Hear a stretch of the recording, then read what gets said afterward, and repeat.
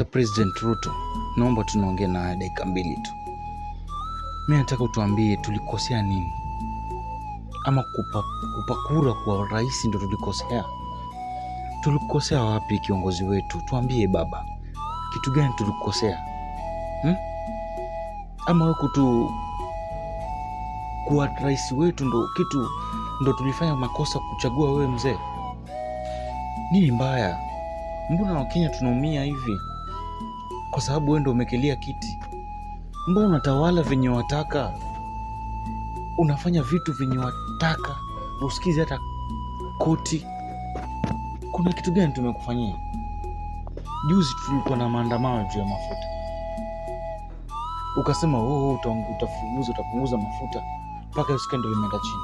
Saa hii wataka tufe kwa sababu ya Ebola. Raisi, sisi ni walala njaa raisi. Unga najua ujui hata ni pesa ngapi sasa hivi.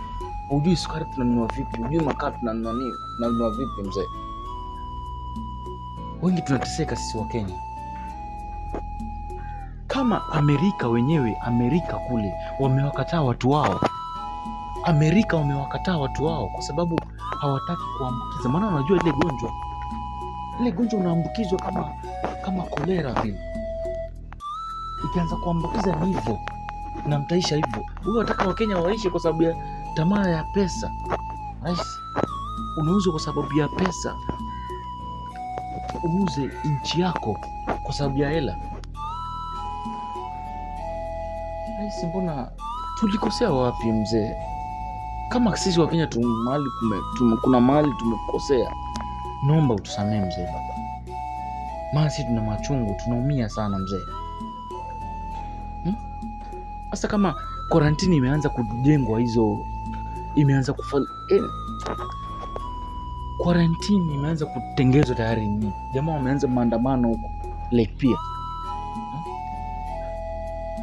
Imesemekana sijui ndani ya siku 7 kila kitu kitakuwa covered, kila kitu tutakuwa tumetengeza. Watu kwa nchi yao waje Kenya, maana kuna plot imenunuliwa huko. Rais, mbona unakaa hivyo rais? Why? Kuna kitu gani tumekosea? Tell us kama kuna kitu tulikosea, kama tulikosea kuchagua wewe kama rais wetu. Maana unatunyanyasa, yaani unataka venye unataka wewe ndio unafanya venye unataka mzee. Si venye wananchi wanataka. Aidha mwapenda ama mpende, lazima unafanya hivyo. Wewe vijana mazee, tuamke mazee.